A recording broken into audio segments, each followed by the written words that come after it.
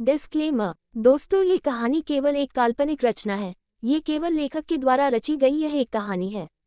इसका वास्तविक जीवन से कोई भी संबंध नहीं है। कृपया आप कहानियों को केवल मनोरंजन की दृष्टि से ही सुने, और साथ ही अगर आप इस चैनल नॉवल स्टोरी 2.6 पर पहली बार आए हैं तो चैनल को सब्सक्राइब और वीडियो को भर भर लाइक करना ना भूलें। धन्यवाद।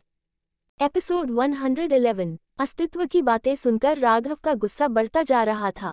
उसने गुस्से से कहा, मैं आखिरी बार कह रहा हूँ, तमीज से बात करो वरना मैं तुम्हें छोड़ूंगा नहीं। मेरे खून हो इसलिए अब तक तुम्हारी बॉडी में खून बचा है, वरना अब तक मैं तुम्हें जान से मार डालता।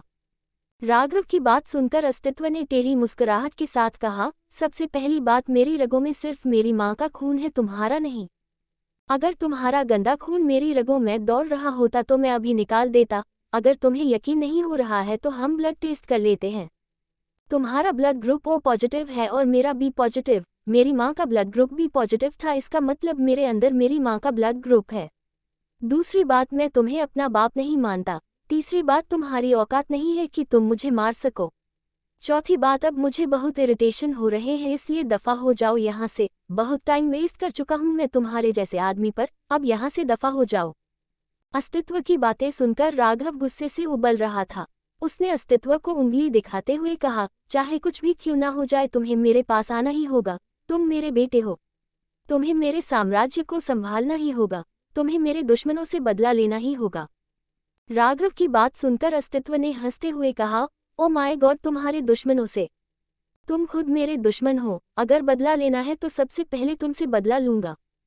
तुम्हारे इतने टुकड़े करना चाहता हूँ मैं, इतने टुकड़े की कोई जोड़ नहीं पाएगा। तुम्हें इतनी तकलीफ देना चाहता हूँ मैं, इतनी तकलीफ की तकलीफ को बर्दाश्त ना कर पाने की वजह से तुम मौत की भीख मांगोगे। पर तुम मरोगे नहीं, क्योंकि मैं तुम्हें मरने नहीं दूंगा। मैं अपनी माँ के हर एक दर्द का हिसाब चुकाना चाहता हूँ तुझसे। खैर, ये सारी बातें बाद में, फिलहाल मुझे अपने इम्पोर्टेंट काम को करने के लिए जाना है। Bye bye mister Raghav Joshi. Sorry mister bloody rapist. कहते हुए वो वहां से चला गया। राघव ने गुस्से से जा रहे अस्तित्व की तरफ देखते हुए कहा, तुम्हें क्या लगता है कि मैं इतनी जल्दी हार मान लूंगा? मुझे अच्छे से पता है कि मुझे तुम्हें कैसे अपने पास लेकर आना है। अब तक मैंने अपना हुक्म का इस्तेमाल नहीं किया है, पर अब शायद मुझे उसका इस्तेमाल करना चाहिए। तुम्हें अच्छे से फंसाना है मुझे मेरे प्यारे बेटे। आखिर अब मेरे साम्राज्य को तुम्हें ही तो संभालना होगा। कहते हुए राघव वहां से चला गया। वहीं अस्तित्व गुस्से से अपनी क्लास में जाने की जगह पर कॉलेज के दूसरे हिस्से में जाकर वहां पर रखी हुई कुर्सी पर बैठ गया। उसने अपनी आंखों को बंद किया। उसकी आंखों के सामने उसकी बचपन की यादें घूम रही थी, जब उसने काफी बार अपनी माँ को अकेले में रोते हुए देखा था। विहान से शादी के बाद उसकी माँ काफी खुश रहने लगी थी। विहान भी कभी उसके साथ बुरा बर्ताव नहीं करता था। दोनों के बीच में काफी प्यार था, पर एक दिन उसकी और विहान की जब लड़ाई हुई थी तब विहान ने गुस्से से उसे कह दिया था कि वो उससे प्यार नहीं करती, बल्कि उस इंसान से प्यार करती है जिसने उसका रेप किया है। ये सुनकर सोनिया इतना ज्यादा टूट गई थी कि वो पूरी रात रोती रही थी। विहान भी कुछ दिनों के लिए वहां से चला गया था, जिस वजह से छोटा सा 10 साल का अस्तित्व अपनी माँ की सारी बातें छुप छुप के सुनता था। उसे उस वक्त सच पता चल गया था कि विहान उसका असली बाप नहीं है, बल्कि उसका असली बाप जो कोई भी है उसने उसकी माँ के साथ रेप किया है। 10 साल की उम्र में उसे रेप क्या होता है ये तो नहीं पता था, पर उसे ये जरूर पता था कि उसका फादर कोई और है जो कि बहुत बुरा इंसान है, जिसने उसकी माँ को बहुत ज्यादा दर्द, बहुत ज्यादा तकलीफ दी है। अस्तित्व हमेशा सोचता था कि जब वो बड़ा हो जाएगा तो वो अपने बाप से बदला लेगा और अपनी माँ की हर तकलीफ को कम करेगा, अपनी माँ की आंख में आए हर आंसू का हिसाब चुकाएगा। पर आज ना उसके पास उसकी माँ थी, ना उसका बाप था। उसके पास अगर कोई था तो बस उसके नानू। अगर उसके नानू भी ना होते तो शायद अस्तित्व अब तक जिंदा ना होता। बदले की आग ने ही उसे अब तक जिंदा रखा था। अस्तित्व ये सब सोच ही रहा था कि तभी उसे अपने कंधों पर किसी का हाथ महसूस हुआ। उसने अपना चेहरा ऊपर उठाकर देखा तो उसके पीछे अमानत खड़ी थी। अमानत को देखकर अस्तित्व ने कुछ नहीं कहा और दोबारा सामने की तरफ देखने लगा। अमानत उसके बगल में आकर बैठ गई। उसने धीरे से अस्तित्व के हाथ को अपने हाथ में लेते हुए कहा, क्या हुआ है? तुम उदास हो? किसी ने कुछ कहा है? बताओ ना, क्या तुम हमारी वजह से उदास हो? क्योंकि हमने तुम्हें अपने पास से जाने के लिए कहा था। बोलो ना, या फिर तुम्हारे दोनों दोस्त नहीं आए तुम इसलिए उदास हो?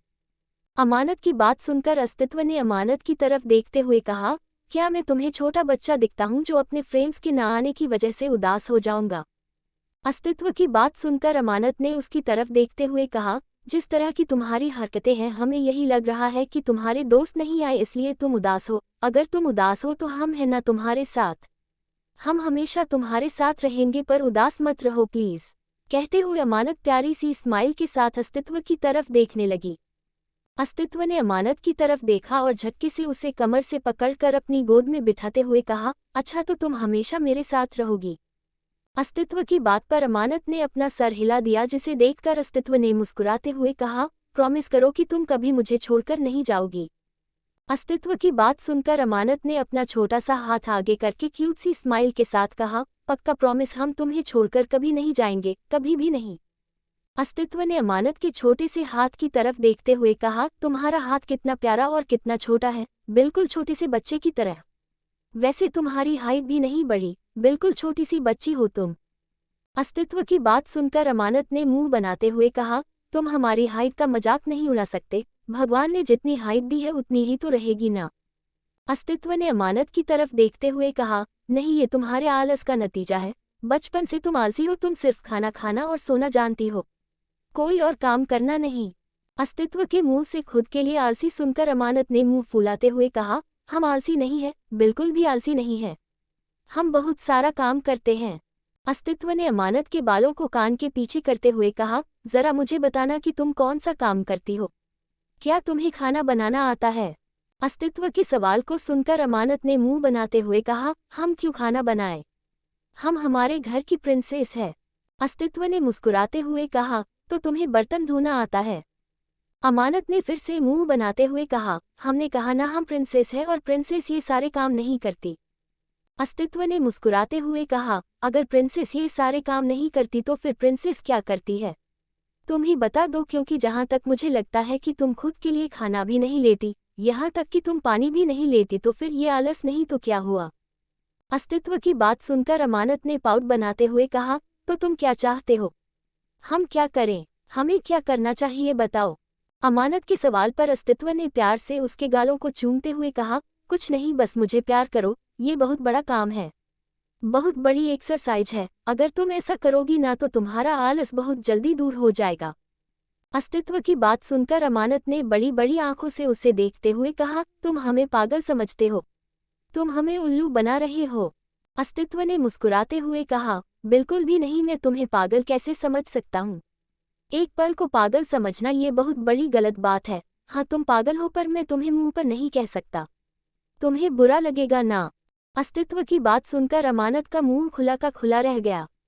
उसने गुस्से से कहा, हमें तुमसे बात नहीं करनी, छोड़ो हमें छोड़ो।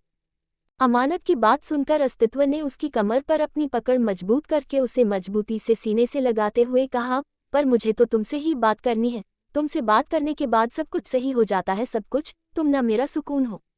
कहते हुए उसने अमानत के गालों को चूम लिया। उसकी मदहोशी भरी आवाज सुनकर अमानत का पूरा चेहरा लाल हो गया और वो अपने निचले होंठ को चबाने लगी। अस्तित्व ने उस पर अपनी पकड़ मजबूत करते हुए कहा, silly girl, I love you so much. तुम मेरी सिली गर्ल हो, पर फिर भी मेरे लिए सबसे ज्यादा जरूरी हो। तुम्हारी सिली हरकतें मुझे बहुत पसंद है, जब भी तुम बदमाशियां करती हो मुझे सब कुछ पसंद है। मुझे तुम्हारे कैरेक्टर की एक एक चीज पसंद है, मैं कभी तुम्हें बदलना नहीं चाहता, कभी भी नहीं। मैं चाहता हूं कि तुम जैसी हो वैसे ही रहो, कभी ना बदलो। अस्तित्व की बात सुनकर अमानत बड़ी बड़ी आंखों से उसे टुकुर टुकुर देख रही थी। अस्तित्व ने उसकी आंखों की तरफ देखते हुए कहा, तुम्हारी ये काली गहरी आंखें, इन्हें देखकर मेरा इनमें डूब जाने का दिल करता है। तुम जब मुझे ऐसे देखती हो ना, दिल कहता है कि तुम्हें हमेशा हमेशा के लिए अपनी बाहों में भर कर रख लूं, तुम्हें पता है तुम मेरे लिए कितनी इम्पोर्टेंट हो। कहते हुए अस्तित्व की पकड़ अमानत पर मजबूत हो गई। अमानत अस्तित्व की बातों को सुनकर पूरी तरह से उसमें समा चुकी थी। उसने धीमी आवाज में कहा, कितने इम्पोर्टेंट है हम।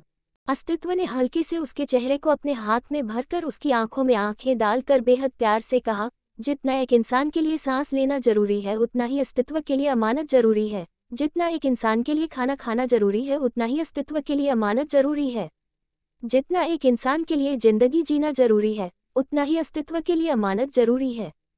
अस्तित्व की बातें सीधा अमानत के दिल में उतर रही थी। उसका दिल इस वक्त जोर जोर से शोर कर रहा था, उसका नाचने का कूदने का दिल कर रहा था। इस वक्त वो क्या महसूस कर रही थी वो शब्दों में नहीं बता सकती थी, बस इस वक्त वो काफ़ी ज़्यादा एक्साइटेड हो गई थी। उसका पूरा चेहरा लाल हो गया था। अस्तित्व ने अमानत की आंखों में देखते हुए कहा, तुम्हें पता है कि अस्तित्व के लिए अमानत क्या है? अमानत ने अपनी आंखों को बंद करते हुए कहा, नहीं। क्या है? अस्तित्व ने हल्के से उसके होठों को चूमते हुए कहा, अस्तित्व के लिए अमानत उसका सुकून है, उसका जुनून है, उसकी दीवानगी है, उसकी मोहब्बत है, उसका सब कुछ है, उसकी जिंदगी है। अस्तित्व के लिए सिर्फ अमानत जरूरी है। अगर भगवान उसे कुछ भी ना दे और सिर्फ अमानत दे दे तो भी अस्तित्व जी सकता है, पर अगर भगवान अमानत को उससे दूर कर दे तो अस्तित्व के लिए जिंदगी का कोई मोल नहीं है। अस्तित्व की हर एक बात अमानत के दिल की गहराइयों में उतर रही थी। वो अब तक जो कंफ्यूज थी कि उसे प्यार है या नहीं, अस्तित्व की एक एक बात सुनकर उसका प्यार अस्तित्व के लिए बढ़ता जा रहा था। अस्तित्व ने अमानत के छोटे से चेहरे की तरफ देखते हुए कहा, अच्छा बहुत हो गई बातें, मुझे ये बताओ कि तुम यहाँ पर क्या कर रही हो? तुम अपनी क्लास छोड़कर आए हो, तुम्हारी तो क्लास चल रही थी ना? अस्तित्व के सवाल को सुनकर अचानक से अमानत जैसे सपने से जगी। उसने अस्तित्व की तरफ देखते हुए कहा, वो एक्चुअली हमारी क्लास बंक मतलब, कहते हुए अमानत चुप हो गई। वो क्या बोल रही थी उसे समझ नहीं आ रहा था। उसे इस तरह से कुछ भी बोलते हुए देखकर अस्तित्व ने कहा, इसका मतलब तुम मेरा पीछा करते करते आए हो, तुम्हारा दिल नहीं लग रहा था ना मेरे बिना? साफ साफ क्यों नहीं बोलती? मैंने तुम्हें बोलने की इजाजत दी है। अस्तित्व की बात सुनकर अमानत ने शर्माते हुए कहा, बकवास बंद करो। ऐसी बात नहीं है, वो एक्चुअली ना हमारे इस पीरियड के सर नहीं आए थे और लेक्चर नहीं होने वाला था, तो सब लोग एक दूसरे के साथ बात कर रहे थे, तो हम घूमने के लिए बाहर आ गए और हमारा ध्यान तुम पर चला गया। तुम्हें अकेले बैठे हुए देखकर हम तुम्हारे पास आ गए। बस इतनी सी बात है, इसलिए अब हमें परेशान मत करो, हम तुम्हें ढूंढते हुए नहीं आए थे। अमानत की बातें सुनकर अस्तित्व ने प्यार से कहा, अच्छा पर मुझे तो लगता है कि तुम मुझे ढूंढते हुए आई थी। कोई बात नहीं, सच नहीं बताना चाहती तो मत बताओ। वैसे भी मुझे तो सिर्फ तुमसे मतलब है। तुम क्यों आए हो, किस लिए आए हो, किस तरह से आए हो, इससे मुझे क्या मतलब?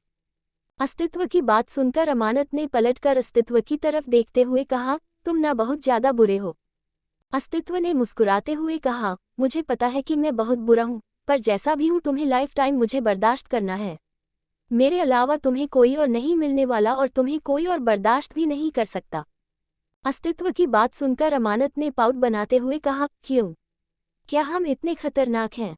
अस्तित्व ने उसके दोनों गालों को खींचकर धीमी आवाज में उसके कानों में कहा, नहीं, तुम बहुत ज्यादा बदमाश हो और तुम बहुत ज्यादा नालायक हो और तुम बहुत ज्यादा खड़ूस भी हो। कहते हुए वो मुस्कुराने लगा। अमानत ने उसे घूरते हुए कहा, हम खड़ूस बिल्कुल भी नहीं है, हम तो क्यूट है, बिल्कुल एंजल की तरह। कहते हुए अमानत अपनी आंखों को झपकाने लगी। इस वक्त वो बहुत क्यूट लग रही थी। एपिसोड 112। अमानत की बात सुनकर अस्तित्व उसके प्यारे से चेहरे की तरफ देखने लगा। अमानत के दोनों गालों पर डिंपल पड़े हुए थे और इस वक्त वो क्यूट सी स्माइल के साथ अस्तित्व की तरफ देख रही थी। अस्तित्व ने अमानत को कमर से पकड़कर झटके से अपनी गोद में उठा लिया। अचानक से अस्तित्व के इस तरह से गोद में उठाने की वजह से अमानत ने घबराकर उसके गले में अपनी दोनों बाहें डालकर मुंह बनाते हुए कहा, ऐसे क्यों उठाया तुमने हमें? अगर हम गिर जाते तो? अस्तित्व ने अमानत की बात सुनकर उसके बालों को कान के पीछे करके बहुत प्यार भरी आवाज में कहा, तुम्हें कभी नहीं गिरने दूंगा, कभी भी नहीं। जब तक अस्तित्व शेखावत है वो तुम्हें कभी नहीं गिरने देगा। अस्तित्व की बात सुनकर अमानत की आंखें बड़ी बड़ी हो गई, साथ ही उसके चेहरे पर अजीब से एक्सप्रेशन आ गए। अस्तित्व ने उसके गालों को चूमते हुए कहा, अच्छा ये सब छोड़ो, तुमने कहा था कि तुम्हें मुझसे प्यार है, अब मुझे बताओ कि प्यार के मायने क्या होते हैं? अस्तित्व की बात सुनकर अमानत क्यूट सा फेस बनाकर उसकी तरफ देखने लगी। उसने नाखून चबाते हुए कहा, प्यार के मायने मतलब? अस्तित्व ने उसके सर पर मारते हुए कहा, तुम सच में सिली हो, एक सिली लड़की। सिली गर्ल, तुम्हें कुछ नहीं आता। अस्तित्व की बात सुनकर अमानत ने मुंह बनाते हुए कहा, ठीक है, हमें कुछ नहीं आता, अब तुम हमें बताओ कि प्यार के मायने क्या होते हैं? अमानत की बात सुनकर अस्तित्व ने उसकी तरफ देखकर मुस्कुराते हुए कहा, प्यार के मायने? तुम्हें प्यार के मायने जानने हैं तो सुनो। तेरी मेरी बातों में थोड़ी सी तकरार हो, नजरें मिले जब भी, दिलों की गुस्ताखी हो, तू कहे कुछ, मैं कहूँ कुछ, फिर भी बस प्यार की गहराई हो। कोरस, तू है रूठी, मैं हूँ मना, फिर भी दिलों में छुपा है मजा। प्यार में तकरार भी है मजा, बिन कहे सब कह जाते हैं, वाह क्या साजिश है। 2. तेरी नाराजगी मेरी हंसी। दोनों में बसी है प्यार की मस्ती। कभी तू हारे कभी मैं जीतूं, लेकिन जीतता है बस हमारा प्यार सही। कोरस। तू है रूठी मैं हूं मना, फिर भी दिलों में छुपा है मजा। प्यार में तकरार भी है मजा, बिन कहे सब कह जाते हैं वाह क्या साजिश है। 3 झगड़ा भी प्यारा मीठा सा ख्याल, दिल में है तेरा ही हाल। कभी तू रानी कभी मैं राजा, इसी खेल में छुपा है सारा अंदाजा। अस्तित्व ने बहुत प्यार से ये छोटा सा गीत गाया। अमानत बस उसकी आवाज में खो गई थी। आखिर में उसने अस्तित्व की तरफ देखते हुए कहा, तुमने बहुत अच्छा गाया, पर हमें कुछ समझ नहीं आया। इसका क्या मतलब है? अस्तित्व ने अमानत के छोटे से चेहरे को अपने हाथ में भरकर उसके गालों को खींचते हुए कहा, अमानत तुम बहुत बड़ी इडियट हो, इतनी बड़ी इडियट जितना बड़ा इडियट इस दुनिया में कोई नहीं होगा। बस इतना समझ लो कि प्यार के कोई मायने नहीं होते, प्यार बस हो जाता है, प्यार बिना किसी शर्त के किसी से भी हो जाता है। प्यार कभी सामने वाले से कुछ मांगता नहीं है, प्यार बस देना जानता है, समझ गई तुम बुद्धू लड़की। अस्तित्व की बात सुनकर अमानत ने बड़ी सी मुस्कुराहट के साथ कहा, इसका मतलब तुम हमसे प्यार करते हो, तो तुम्हें बदले में हमसे कुछ नहीं चाहिए है ना? अस्तित्व ने अमानत की शरारती आंखों को देखते हुए कहा, क्यों? मुझे तो चाहिए, मैं तो तुमसे प्यार भी करता हूँ, तुम्हारा दीवाना भी हूँ, तुम्हारे आशिक को तुमसे बहुत कुछ चाहिए। अस्तित्व की बात सुनकर अमानत ने मुंह बनाते हुए कहा, ठीक है अब छोड़ो हमें जाना है। अस्तित्व ने उसकी नाजुक सी कमर पर अपनी पकड़ मजबूत करते हुए कहा, कहाँ जाना है? जरा मुझे भी बता दो। अमानत ने एटीट्यूड के साथ कहा, तुम्हें क्यों बताए, हमारी मर्जी, हमें जहाँ जाना होगा हम वहाँ जाएंगे, अब छोड़ो हमें। अस्तित्व ने उसकी कमर पर अपनी पकड़ मजबूत करते हुए कहा, नहीं मैं तुम्हें कहीं नहीं जाने देने वाला, मुझे तुम्हें अपनी बाहों में लेकर सुकून मिलता है और इस वक्त मुझे अपने सुकून की जरूरत है। कहते हुए उसने अमानत को मजबूती से गले लगा लिया। अस्तित्व की बात सुनकर अमानत के पेट में तितलियां उड़ने लगी, साथ ही उसके गाल गुलाबी हो गए। ना चाहते हुए भी इस वक्त वो अजीब तरह से मुस्कुरा रही थी। उसने खुद से कहा, डैडी ने कहा था कि लंगूर अच्छा इंसान है, मतलब सच में लंगूर अच्छा है, वरना डैडी हमें इसके साथ कभी नहीं रहने देते। सोचते हुए अमानत ने कहा, सुनो ना लंगूर। अमानत के मुंह से लंगूर सुनकर अस्तित्व ने उसे घूरते हुए कहा, डोंट यू थिंक कि अपने इतने हैंडसम बॉयफ्रेंड को लंगूर बुलाना ये पागलपन है? सोचो कि अगर किसी और लड़की का मैं बॉयफ्रेंड होता तो वो मुझे क्या बुलाती? वो मुझे प्रिंस चार्मिंग बुलाती और तुम तो मुझे लंगूर बुला रही हो। लगता है कि अब मुझे सभी लड़कियों से कहना होगा कि वो मुझे प्रिंस चार्मिंग बुलाए। जब मेरी खुद की गर्लफ्रेंड मुझे लंगूर बुलाती है तो मुझे किसी के मुंह से तो प्रिंस चार्मिंग सुनना होगा ना। अस्तित्व की बात सुनकर अमानत ने पाउट बनाते हुए कहा, ठीक है हम ही तुम्हें प्रिंस चार्मिंग कहेंगे, तुम्हें किसी और के मुंह से प्रिंस चार्मिंग सुनने की जरूरत नहीं है। अमानत की बात सुनकर अस्तित्व के चेहरे पर मुस्कुराहट आ गई। उसने अमानत के गालों को चूमते हुए कहा, ठीक है जाओ तुम्हारी क्लासेस हैं। अमानत ने अस्तित्व की तरफ देखते हुए कहा, अब तुम ठीक हो ना? अब तुम्हारी उदासी चली गई ना? अमानत की बात सुनकर अस्तित्व ने अपने दिल पर हाथ रखते हुए कहा, तू जो आई इस दिल में बाहर आई, हर लम्हा अब तो तेरी यादें संग लाई। तेरे बिना ये दिल वीरान सा था, तेरी हंसी ने जैसे रूह को राहत दिलाई। हर धड़कन में अब तेरा ही नाम है, तू ना हो तो जिंदगी में क्या काम है। तूने जो छुआ तो खिला ये जहां, तू जो आई मेरे सपनों की सुबह आई। अस्तित्व की बात सुनकर अमानत ने मुंह बनाते हुए कहा, तुम सीधे सीधे कुछ नहीं कह सकते ना लंगूर कहीं के? जानबूझकर ऐसी बातें करते हो ताकि हमें कुछ समझ ना आए कट्टी। कहते हुए अमानत वहां से भाग गई। अस्तित्व ने मुस्कुराते हुए कहा, सीधे सीधे क्या कहूँ, जब तुम्हारे अंदर मेरा दिल अटका हुआ है मेरी जान। कहते हुए उसने अपनी आंखों को बंद कर लिया। अगले ही पल उसकी आंखों के सामने राघव का चेहरा घूमने लगा। उसने गुस्से से कहा, ब्लडी बास्टर्ड तेरी जिंदगी तो मैं बर्बाद करूंगा। बहुत शौक है ना तुझे मुझे अपना बेटा बनाने का? देख कि तेरा बेटा क्या करता है। सतयुग में हिरण्यकश्यप की मौत का, उसकी दर्दनाक मौत का कारण प्रहलाद बना था और कलयुग में तेरी मौत का कारण तेरा बेटा अस्तित्व बनेगा। बहुत शौक है ना अस्तित्व के सामने जोशी लगाने का?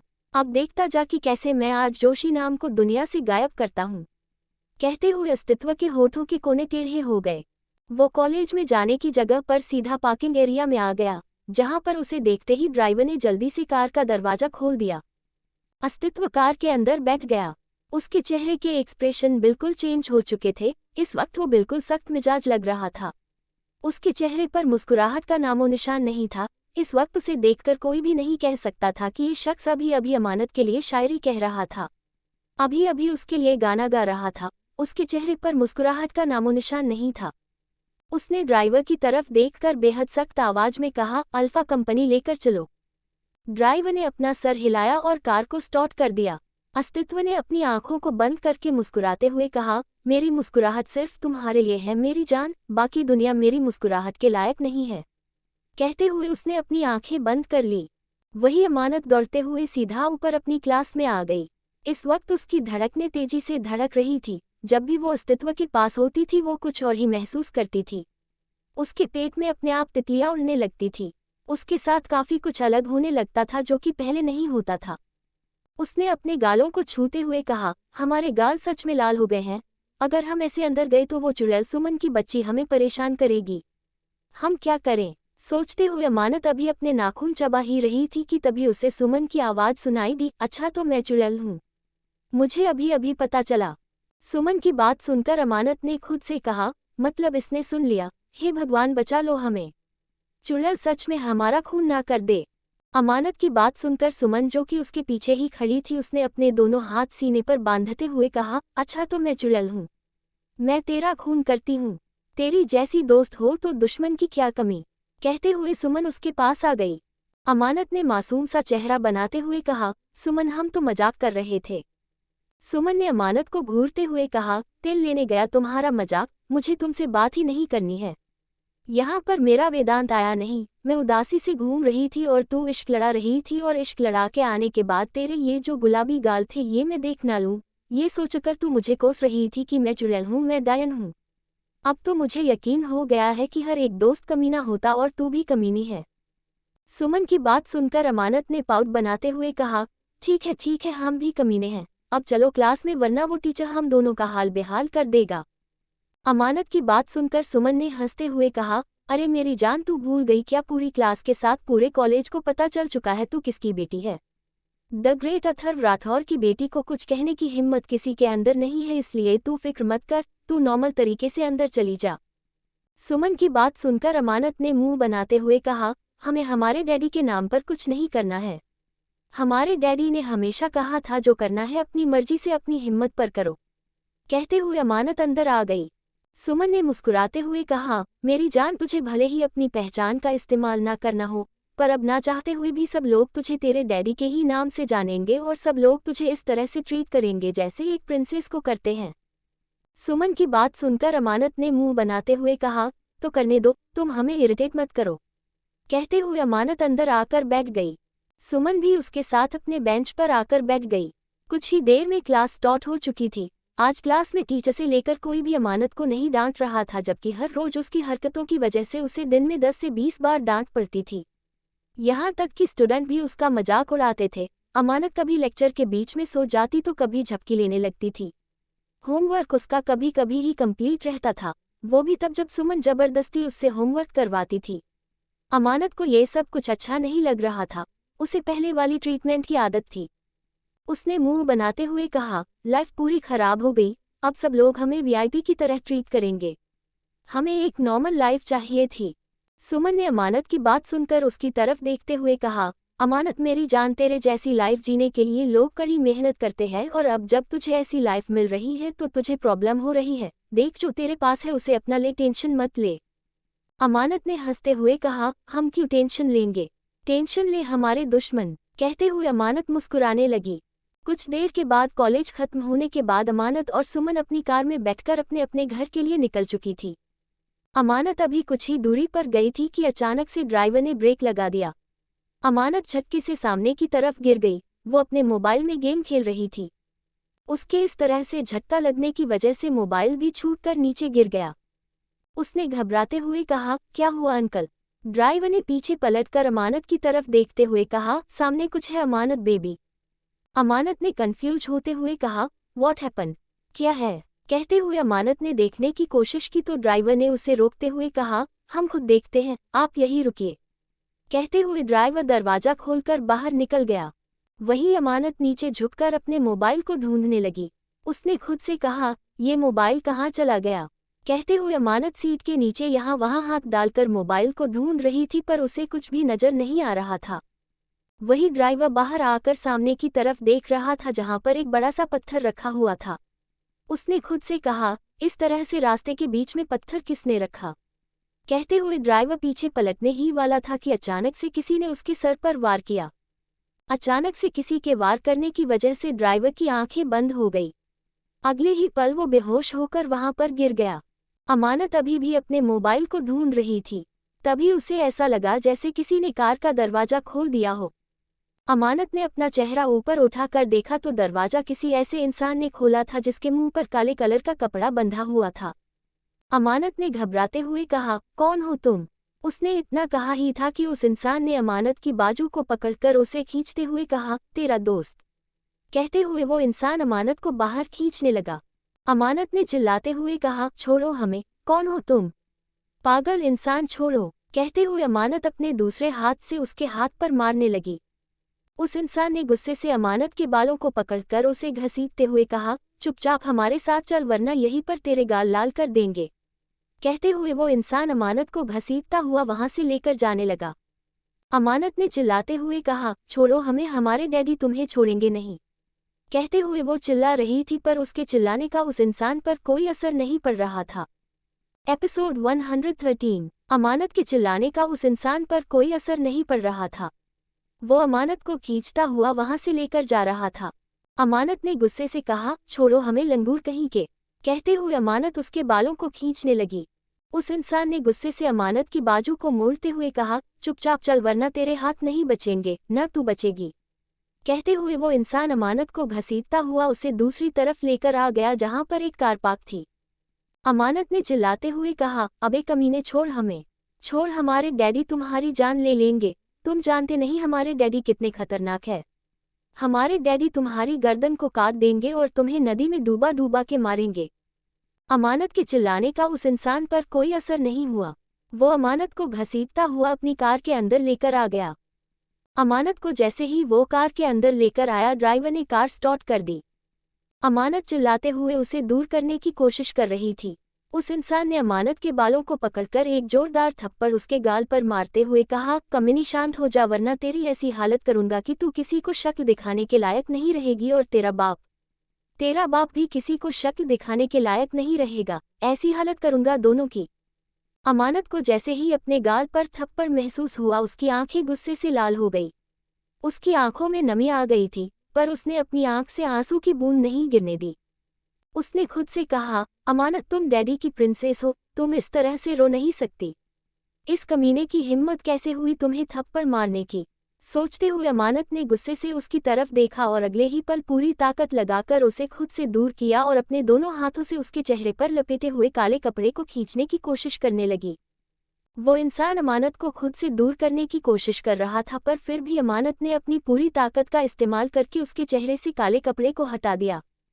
जैसे ही अमानत ने उसके चेहरे को देखा तो वो एक काला सा आदमी था, जिसे देखकर अमानत ने चिल्लाते हुए कहा, कमीने इंसान। कहते हुए अमानत ने गुस्से से अपने नाखून उसके चेहरे पर मारना शुरू कर दिया। अमानत के इस तरह से नाखून मारने की वजह से उस इंसान ने गुस्से से कहा, कुछ कर इसका, ये पागल लड़की है।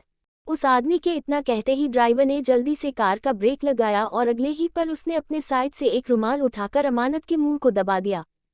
अमानत उस आदमी के चेहरे पर अभी भी नाखून मार रही थी, पर कुछ देर बाद वो शांत हो गई। अमानत के बेहोश होते ही उस आदमी ने गुस्से से कहा, ये लड़की तो पागल है पूरी की पूरी, चल जल्दी से, हमें जल्दी से जल्दी इसे लेकर पहुंचना होगा, बॉस इंतजार कर रहे हैं। उस आदमी की बात सुनकर ड्राइवर ने दोबारा कार स्टार्ट कर दी। कुछ देर बाद अमानत की आंख खुली तो उसने खुद को एक बेड पर लेटा हुआ पाया। उसने अजीब सा मुंह बनाते हुए कहा, ये हम कहाँ पर आ गए हैं? कहते हुए अमानत अपने सर को पकड़कर उठकर बैठ गई। उसने आसपास नजर घुमाकर देखा तो उसे एक अजीब सा रूम नजर आया। उसने खुद से कहा, ये किसका रूम है? ये तो हमारे रूम की तरह ब्यूटीफुल भी नहीं है, हमारा तो किडनैप हुआ था। सोचते हुए अमानत की आंखें बड़ी बड़ी हो गई। अगले ही पल उसने चिल्लाते हुए कहा, अबे कमीने इंसान, कौन हो तुम? तुम्हारी हिम्मत कैसे हुई हमारा किडनैप करने की? क्या तुम जानते नहीं हो कि हमारे डैडी कौन है? अगर हमारे डैडी को पता चल गया ना, वो तुम्हारे इतने टुकड़े करेंगे इतने टुकड़े करेंगे कि तुम्हारे घर वाले गिन भी नहीं पाएंगे, अभी के अभी सामने आओ। अमानत लगातार चिल्ला रही थी पर कोई भी सामने नहीं आ रहा था। अमानत गुस्से से बेड से उठकर खड़ी हो गई और आसपास नजर घुमाने लगी। उसे सिर्फ एक दरवाजा नजर आ रहा था। उसने खुद से कहा, क्या पूरे रूम में एक भी खिड़की नहीं है? कहते हुए उसके चेहरे पर अजीब से एक्सप्रेशन आ गए। उसने खुद से कहा, ओह गॉड, कहाँ फंस गए हम? कहते हुए अमानत दरवाजे के पास आ गई। इस वक्त दरवाजा खुला और दरवाजे से एक शख्स अंदर आया। अमानत ने अपना चेहरा ऊपर उठाकर देखा तो सामने 50 साल के आसपास का आदमी खड़ा था। वो घूर घूर कर उस आदमी को देखने लगी। उसने अजीब सा मुंह बनाते हुए कहा, बूढ़े अंकल, क्या तुमने हमारा किडनैप करवाया है? बोलो। अमानत के मुंह से बूढ़े अंकल सुनकर उस इंसान ने अमानत को घूरते हुए कहा, तुम्हारा चाचा हूं मैं। अमानत ने जैसे ही ये सुना उसने अजीब सा मुंह बनाते हुए कहा, व्हाट, कौन चाचा? अमानत की बात सुनकर उस इंसान ने अमानत के हाथ को पकड़ते हुए कहा, चलो मेरे साथ। कहते हुए वो इंसान अमानत को लेकर बाहर आ गया। अमानत ने जैसे ही बाहर के नज़ारों को देखा उसे ऐसा लगा जैसे उसने पहले भी इस घर को देखा हो। उसने खुद से कहा, ये किसका घर है? कहते हुए अमानत के चेहरे पर अजीब से एक्सप्रेशन आ गए। वो इंसान अमानत को लेकर नीचे आ गया। लिविंग रूम में 2 औरतें बैठी हुई थी, जिनमें से एक 80 साल के आसपास की थी और दूसरी औरत की उम्र 60 साल के आसपास लग रही थी। अमानत ने उन दोनों की तरफ देखा और फिर उनके बगल में बैठे आदमियों की तरफ देखकर अजीब सा मुंह बनाते हुए कहा, तुम लोग हो कौन? अच्छे घर के लगते हो, फिर किडनैप क्यों किया है हमारा? पैसे चाहिए क्या? भिखारी हो? अगर चाहिए तो हमारे डैडी पैसे दे देंगे, हमारे डैडी भिखारी को भी दे देते हैं। पर इस तरह से हमारा किडनैप करने की क्या जरूरत थी? अमानत की बात सुनकर वो औरत उठकर खड़ी हो गई। उसने अमानत के पास आकर आंसू भरी आंखों से उसकी तरफ देखते हुए कहा, अमानत बच्चा, तुम हमारी पोती हो, मैं तुम्हारी दादी हूँ, नंदिनी अग्रवाल। किसी और के मुंह से खुद के लिए दादी सुनकर अमानत ने उसे खुद से दूर करते हुए कहा, आपका दिमाग खराब है। हमारी दादी का नाम कशिश राठौर है और आप हमें पागल समझती है जो हम आपको अपनी दादी समझेंगे।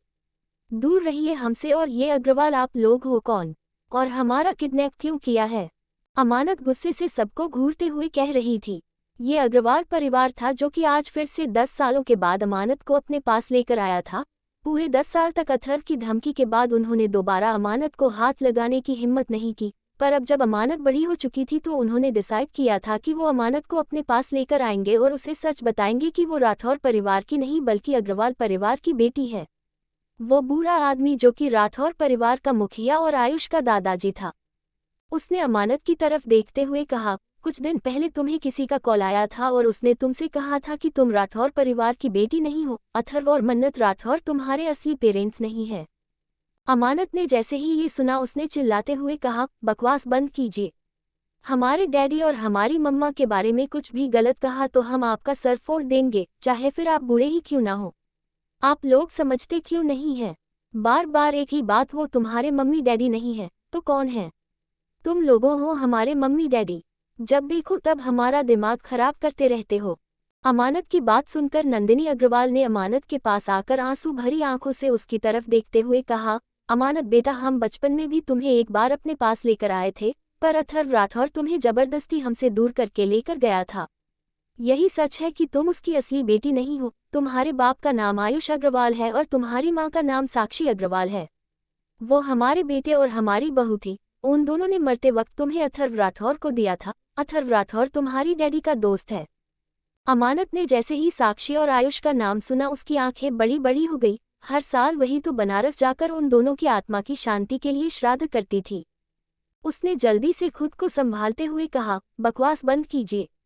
हमें पता है कि आयुष डैडी और साक्षी मम्मा भी हमारे मम्मी डैडी है, पर हमारे असली मम्मा डैडी हमारे मम्मा और डैडी ही है। इसलिए अब हमारे साथ कोई फालतू बात मत करो। और तुम लोग हो कौन?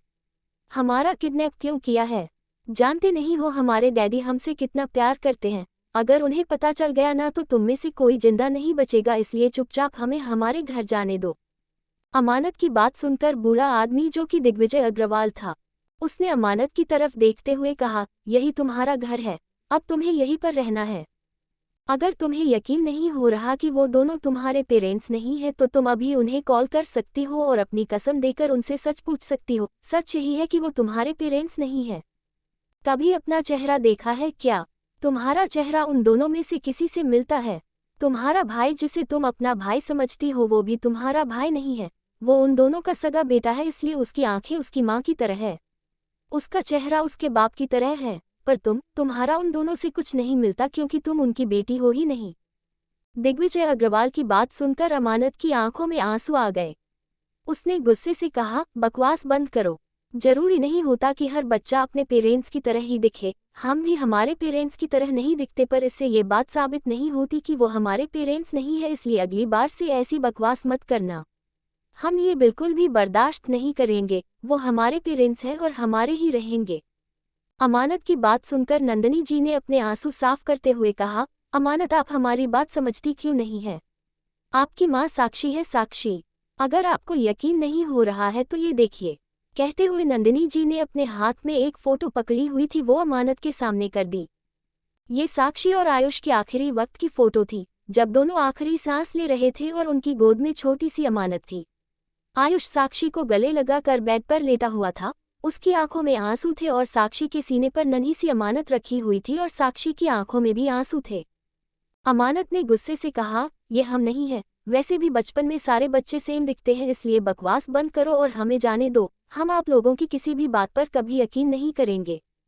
अमानत की बात सुनकर नंदिनी अग्रवाल ने अपने आंसू साफ करते हुए कहा, अगर हमारी बात पर यकीन नहीं हो रहा है तो आप अथर्व राठौर और मन्नत राठौर दोनों को अपनी कसम देकर उन दोनों से पूछ सकती है कि क्या सच में आपकी रगों में उनका खून दौड़ता है।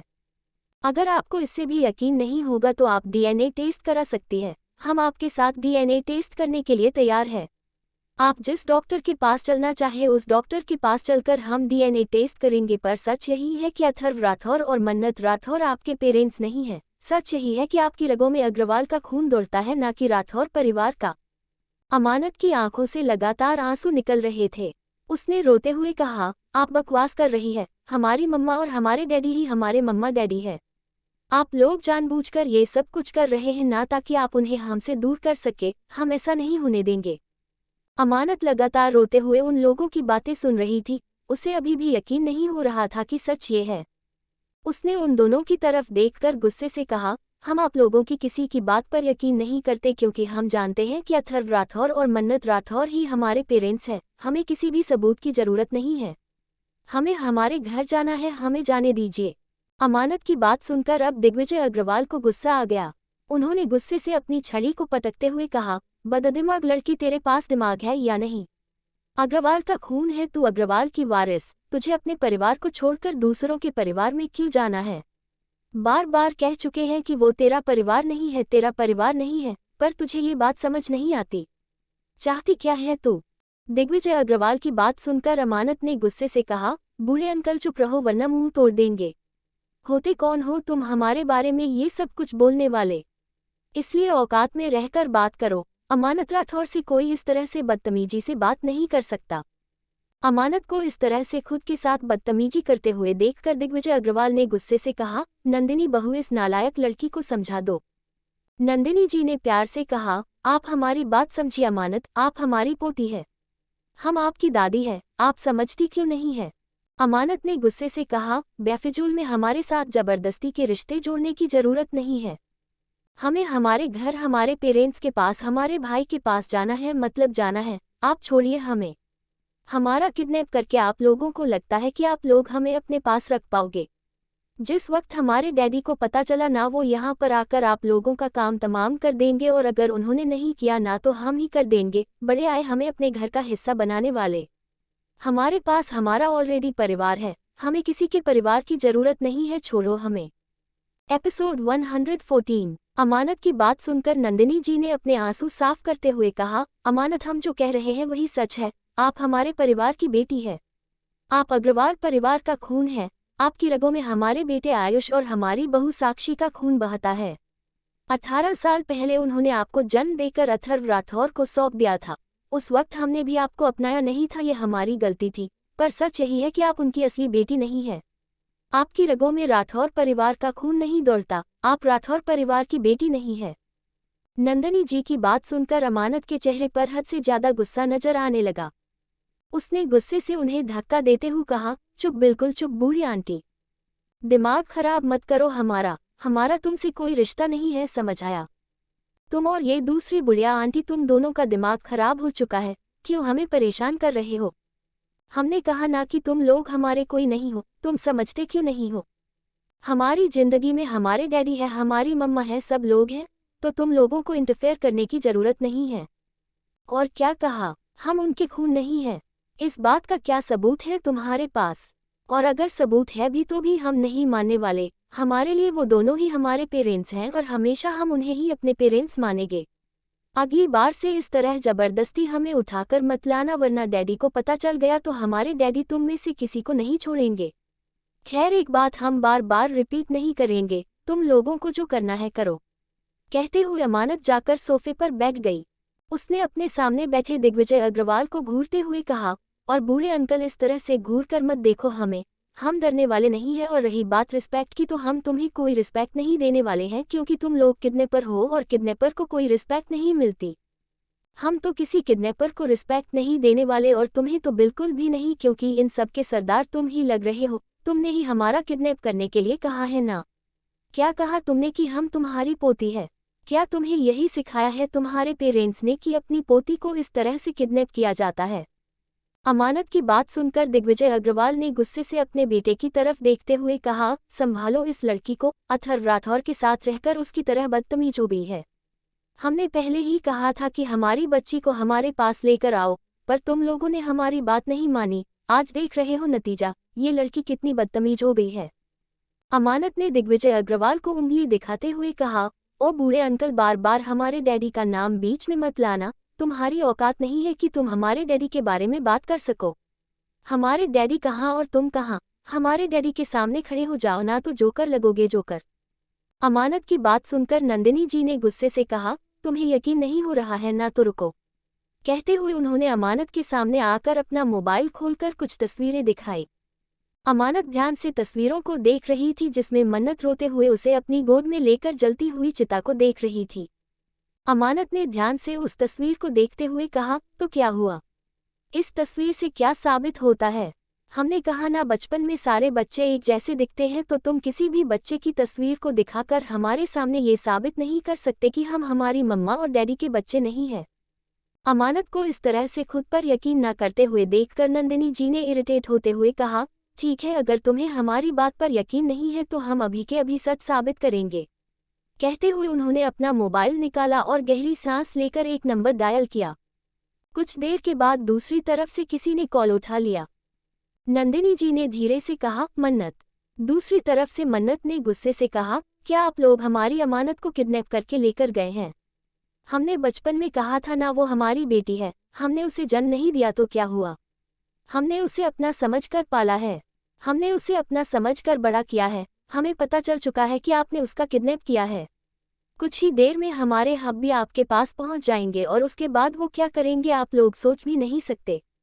अथर्व वहां पर आ रहा है। ये सुनकर नंदिनी जी के चेहरे पर पसीने की बूंदें चमकने लगी, पर उन्होंने अपने गुस्से को कंट्रोल करके और अपनी घबराहट को छुपाते हुए कहा, मन्नत, तुम अमानत को सच क्यों नहीं बता देती कि तुम उसकी मां नहीं हो?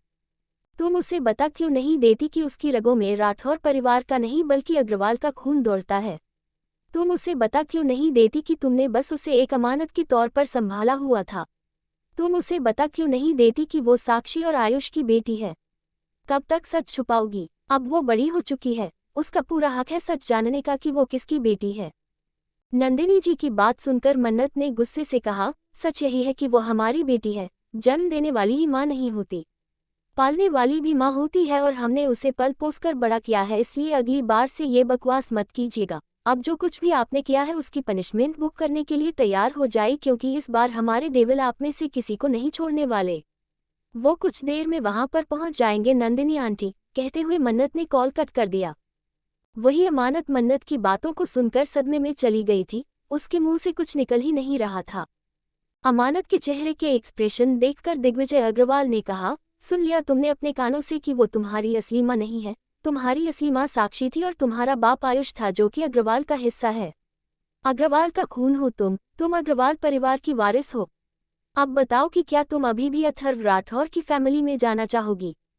अमानत के मुंह से कुछ निकल ही नहीं रहा था। उसकी आंखों से लगातार आंसू निकल रहे थे। उसने पूरी हिम्मत करके उनकी तरफ देखते हुए कहा, आप बकवास कर रहे हैं। ऐसा नहीं हो सकता।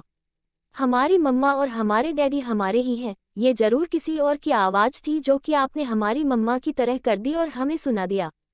हम आपकी बातों पर यकीन नहीं करने वाले। अमानत की बात सुनकर नंदिनी जी ने उसके पास आकर उसके दोनों हाथों को पकड़ते हुए कहा, अमानत आप समझ क्यों नहीं रही? जो कुछ भी आपने सुना वही सब कुछ सच था। यही सच है कि आप इसी परिवार का खून हैं। अभी अभी आपने अपनी माँ की बात सुनी और आपको ये भी पता है कि यही सच है। आपके झूठ कहने से सच और झूठ में फर्क नहीं पड़ने वाला है।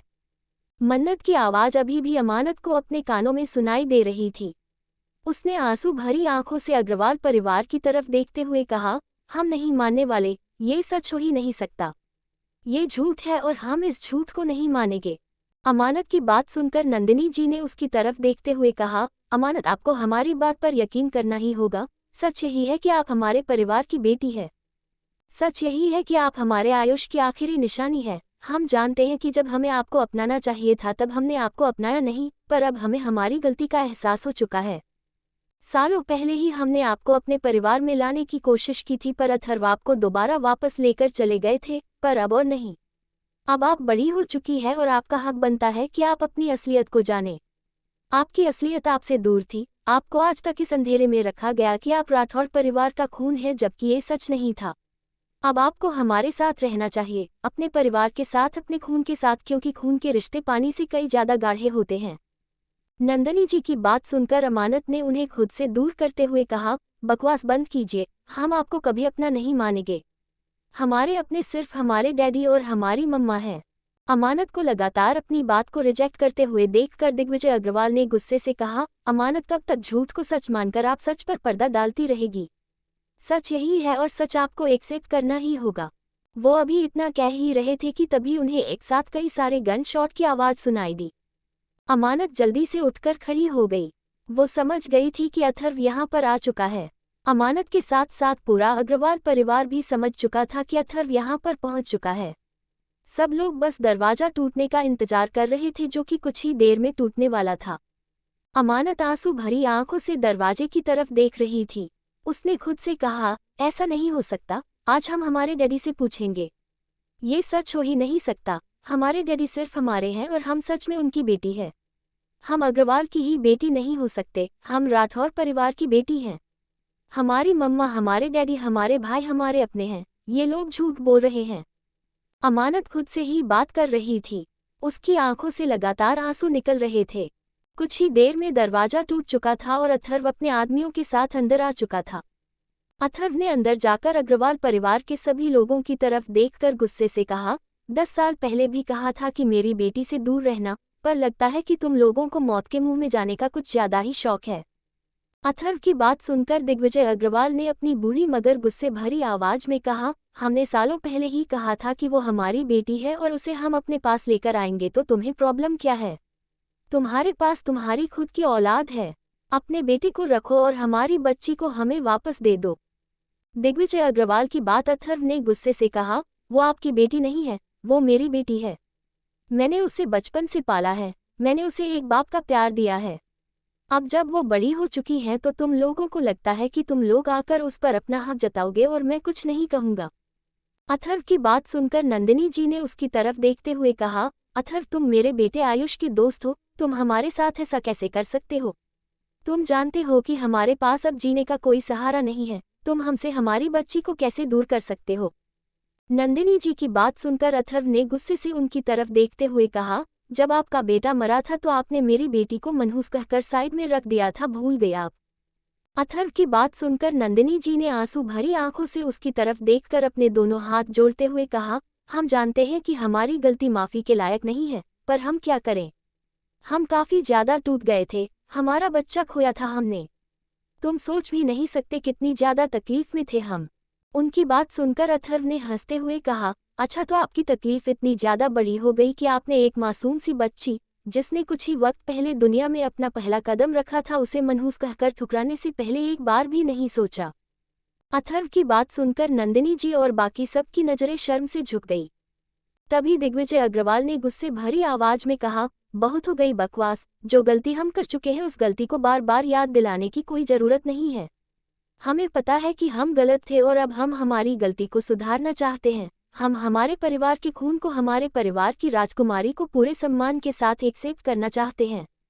पूरी दुनिया को बताना चाहते हैं कि हमारे परिवार का खून अभी भी है, हमारे परिवार की पीढ़ी खत्म नहीं हुई है, बल्कि हमारे परिवार की वारिस अमानत अग्रवाल अभी भी जिंदा है। अथर्व ने गुस्से से कहा, बकवास बंद करो। कहते हुए अथर्व ने अमानत की तरफ देखा जो कि आंसू भरी आंखों से उसी की तरफ देख रही थी। अथर्व ने अपनी दोनों बाहें खोलकर प्यार से कहा, प्रिंसेस। अथर्व की बात सुनकर अमानत जल्दी से अपनी जगह से उठकर खड़ी हो गई और दौड़ते हुए सीधा अथर्व के गले से जाकर लग गई। उसने रोते हुए कहा, डैडी ये सच नहीं है ना? डैडी यही सच है ना कि आप हमारे डैडी हो?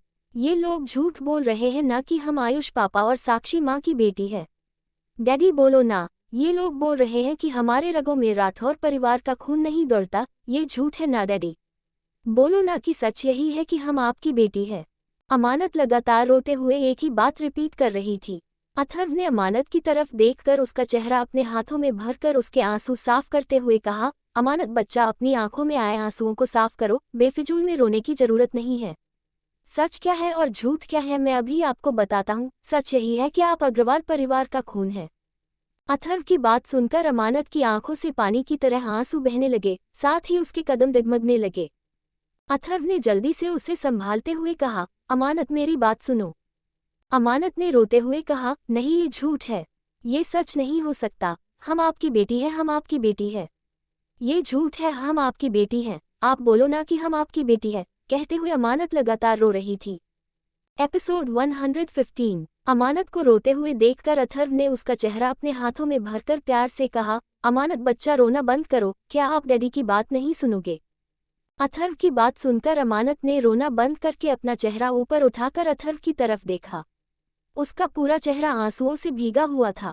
अथर्व ने अमानत को मजबूती से अपने सीने से लगाकर पूरे अग्रवाल परिवार को उंगली दिखाते हुए कहा, अगली बार से अगर तुम में से किसी ने भी मेरी बेटी की तरफ आंख उठाकर देखने की कोशिश की तो तुम में से कोई जिंदा नहीं बचेगा। ये आखिरी बार कह रहा हूँ, अगर मैंने अपने दोस्त आयुष से प्रॉमिस ना किया होता तो अब तक तुम सब लोगों के टुकड़े टुकड़े कर दिए होते। पर इस बार फाइनल अल्टीमेट। कहते हुए अथर्व ने अमानत की तरफ देखा जो कि आंसू भरी आंखों से चुपचाप उसके सीने से लगी हुई थी और अग्रवाल परिवार के लोगों की तरफ देख रही थी। अथर्व ने अपनी बॉडीगार्ड की तरफ देखा और अमानत का हाथ पकड़कर उसे अपने साथ लेकर बाहर आ गया। अमानत अभी भी चुपचाप थी, उसकी आंखों से अभी भी आंसू निकल रहे थे। अथर्व ने अमानत का चेहरा अपने हाथों में भरकर प्यार से उसके माथे को चूमते हुए कहा, अमानत क्या आप अपने डैडी के साथ नहीं चलोगे? अमानत ने रोते हुए कहा, डैडी हम आपकी बेटी है, हम किसी और की बेटी नहीं है, हम आपकी बेटी है। अमानत की बात सुनकर अथर्व ने प्यार से उसे अपने सीने से लगाते हुए कहा, क्या आपके लिए सिर्फ खून का रिश्ता जरूरी है? अथर्व की बात सुनकर अमानत ने कुछ नहीं कहा, वो बस आंसू भरी आंखों से अथर्व को देख रही थी। कुछ देर बाद अथर्व और अमानत दोनों कार में बैठे हुए थे। अथर्व अमानत के सर पर हाथ फेर रहा था और अमानत अपना सर अथर्व के कंधे पर रखकर चुपचाप बैठी हुई थी। उसके कानों में अभी भी अग्रवाल की बातें गूंज रही थी जिसे याद कर करके उसे रोना आ रहा था। वो हमेशा मन्नत से सवाल पूछती थी कि वो मन्नत की तरह ब्यूटीफुल क्यों नहीं है। हालांकि अमानत भी दिखने में बहुत खूबसूरत थी, पर उसकी खूबसूरती मन्नत की टक्कर की नहीं थी, जबकि अबीर दिखने में बहुत हैंडसम था। अमानत हमेशा यही सोचती थी कि वो अपने पेरेंट्स जितनी ब्यूटीफुल क्यों नहीं है, पर आज उसे उसके सभी सवालों का जवाब मिल चुका था, जिसका जवाब शायद उसे कभी नहीं चाहिए था। अमानत अभी भी रोते हुए अथर्व के कंधे पर अपना सर रखकर लेटी हुई थी। आधे घंटे के बाद उनकी कार एक तालाब के सामने आकर रुकी। अथर्व ने अमानत की तरफ देखा और उसका हाथ पकड़कर बाहर आ गया। उसने अमानत के छोटे से चेहरे की तरफ देखा जो कि रोने की वजह से लाल हो गया था। उसने प्यार से कहा, अमानत क्यों रो रही हो आप? अथर्व की बात सुनकर अमानत ने रोते हुए कहा, डैडी ये सब कुछ बुरा सपना है ना, हम आपकी ही बेटी है। अमानत को एक ही बात रिपीट करते हुए देखकर अथर्व ने गहरी सांस ली। वो जानता था कि कभी ना कभी ये सच अमानत के सामने आने ही वाला था। इनफैक्ट वो खुद अमानत को ये सच बताने वाला था, पर उसके बताने से पहले ही ये सच अमानत के सामने आ गया, इसलिए वो और देर नहीं करना चाहता था। वो अमानत को लेकर तालाब के पास आ गया। उसने अमानत की तरफ देखा और कहा, बैठो यहाँ पर। कहते हुए अथर्व तालाब के किनारे पर बैठ गया। अमानत ने अथर्व की तरफ देखा और खुद उसके बगल में बैठ गई। अथर्व ने प्यार से उसका छोटा सा सर अपने कंधे पर रखते हुए कहा, अमानत मुझे बताओ, क्या आपके लिए सिर्फ खून के रिश्ते जरूरी है? क्या आपका सुमन के साथ कियान के साथ खून का रिश्ता है? नहीं ना, पर वो दोनों आपके दिल के करीब है क्योंकि आप उन्हें अपना मानती है। ये सच है कि आपकी रगों में राठौर परिवार का खून नहीं दौड़ता, पर आपके संस्कार राठौर परिवार के हैं। मैंने और मन्नत ने कभी आप में और अबीर में फर्क नहीं किया। हमारे लिए हमेशा से हमारे 2 बच्चे थे। आपको पता है आपके पेरेंट्स ने मरते टाइम हमसे क्या प्रॉमिस लिया था? अथर्व की बात सुनकर अमानत आंसू भरी आंखों से अथर्व की तरफ देखने लगी। अथर्व ने प्यार से उसके सर पर हाथ फेरते हुए कहा, आपकी मम्मा ने जिन्होंने आपको बर्थ दिया था, आपकी मन्नत माँ से प्रॉमिस लिया था कि हम कभी दूसरा बच्चा नहीं होने देंगे। कभी भी नहीं। अबीर तो पहले से ही था हमारे पास, इसलिए उसे डर था कि अगर दूसरा बच्चा आ जाएगा तो हम आपकी ठीक से देखभाल नहीं करेंगे। कहते हुए अथर्व ने अपना मोबाइल निकाला और एक वीडियो ऑन कर दिया। ये आयुष और साक्षी के लास्ट टाइम का वीडियो था जो कि अथर्व के असिस्टेंट राघव ने शूट किया था। अमानत ने वीडियो देखा जिसमें बेड पर लेटी हुई साक्षी रोते हुए मन्नत के हाथ को पकड़कर उससे प्रॉमिस मांग रही थी। छोटी सी अमानत अथर्व के हाथ में थी और आयुष साक्षी की तरफ देखकर लगातार रो रहा था। वीडियो को देखकर अमानत की आंखों से भी लगातार आंसू निकल रहे थे। मन्नत ने कैसे रोते हुए प्रॉमिस किया था और अथर्व ने कैसे कहा था कि अब से ये हमारी बेटी है। सब कुछ अमानत ध्यान से देख रही थी। वहीं पर उसका नाम रखा गया था अमानत, आयुष और साक्षी की अमानत। पूरा वीडियो देखने के बाद अमानत जोर जोर से रोने लगी। उसने रोते हुए अथर्व को कमर से पकड़ते हुए कहा, हमें फर्क नहीं पड़ता कि हम किसकी बेटी है, हम हमेशा अथर्व राठौर की बेटी थे और हमेशा रहेंगे। हम आपकी बेटी है, हमें फर्क नहीं पड़ता कि हमारी रगों में किसका खून है। हम अमानत अग्रवाल नहीं है, हम अमानत राठौर हैं और अमानत राठौर ही रहेंगे। अमानत की बात सुनकर अथर्व ने अपने मोबाइल को साइड में रखकर प्यार से उसे अपने सीने से लगाते हुए कहा, क्या आपको कभी लगा कि डैडी आपसे प्यार नहीं करते हैं? क्या आपको कभी लगा कि डैडी ने आप में और आपके भाई में फर्क किया है? अथर्व की बात सुनकर अमानत ने आंसू भरी आंखों से अथर्व की तरफ देखा और अपने निचले होंठ को चबाते हुए कहा, हाँ, हमें लगा है कि आपने भाई में और हम में फर्क किया है। अमानत की बात सुनकर अथर्व की आंखें छोटी हो गई।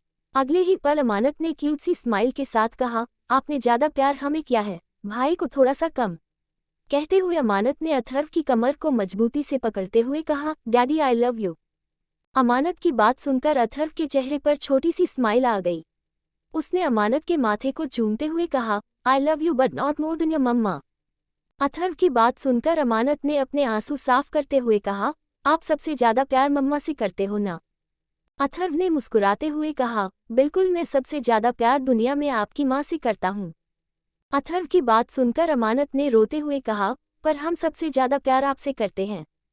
अथर्व ने अमानत की तरफ देखकर प्यार से उसके छोटे से सर को अपने कंधे पर रखते हुए कहा, अमानत, आपको पता है दुनिया में सबसे ज्यादा लोग अपने परिवार को खून के रिश्तों के साथ जज करते हैं, पर सबसे ज्यादा जरूरी खून के रिश्ते नहीं होते।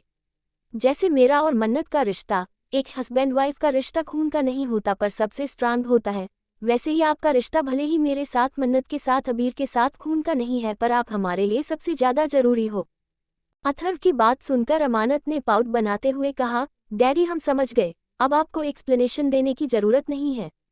हमारा दिल कर रहा है कि हम उन सब का सर फोड़ दें।